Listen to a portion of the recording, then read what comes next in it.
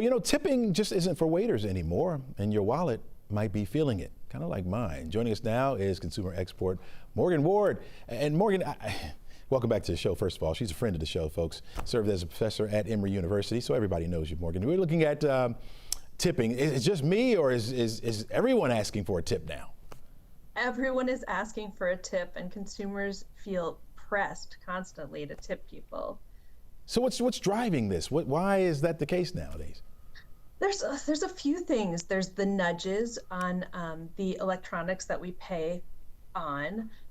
There is sort of a holdover from COVID when we were trying to compensate for people not having jobs. And there's an awareness that people have lower salaries. And so we're trying to make up for that to some degree by supplementing when we are using the services. There's a bunch of things. Do you think that lightning deals is saving us money, maybe or maybe not?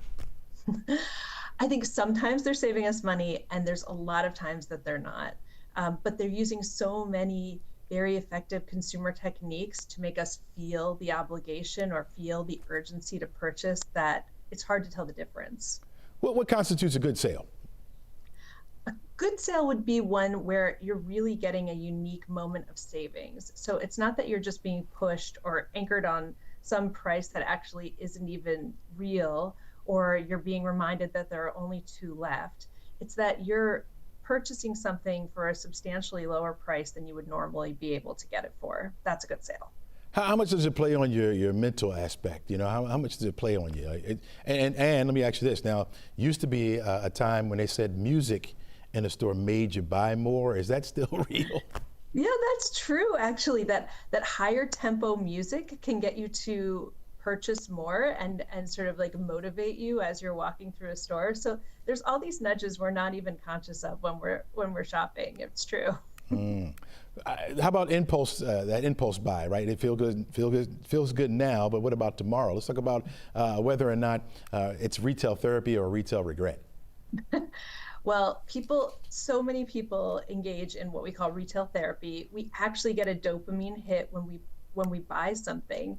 And, you know, people say you can't buy happiness. That's not true. It's that you can buy happiness. It just doesn't last that long. So you'll feel the happiness initially when you see the Amazon box, but then pretty quickly thereafter, you'll feel that diminishing happiness. So we do it, and it doesn't have a long-term effect. All right, you're right up my alley right now. So I do feel that way when I get a new pair of sneakers or a new tie. I saw you roll your eyes there. What is it for you? Is it shoes?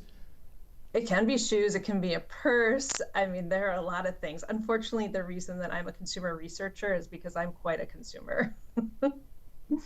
What do you recommend? Do you recommend more moderation? What I really recommend is holding off for a minute. And when I say a minute, I actually mean 24 hours. So looking at it, holding it in the basket, or setting a reminder, and then seeing, do you have the same feeling that you need to own it the next day? A lot of times we have some realization that we don't. That didn't work for. I start thinking about it all the time. You know, now I'm thinking about it, and then what I would look like in it, and my mind just goes on and on and on. And then, you know, the funny thing is, I've told my wife this: if you see something you like, go ahead and buy it, because when you go back, it may not be there.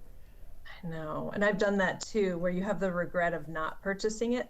My guess is that's less of the time. So there's a few things you won't get because you thought maybe you shouldn't, and you'll regret it.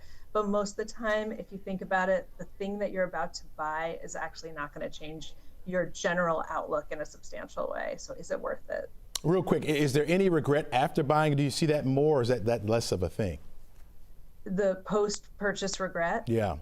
Oh, there's so much post-purchase regret. People look at things and sometimes don't even use them because they have so many negative feelings in the purchase of something that they really didn't need. Gotcha. All right, Morgan, thanks so much for joining us, and thanks for that insight. Really appreciate it. You made me feel bad, but you know, I still like you.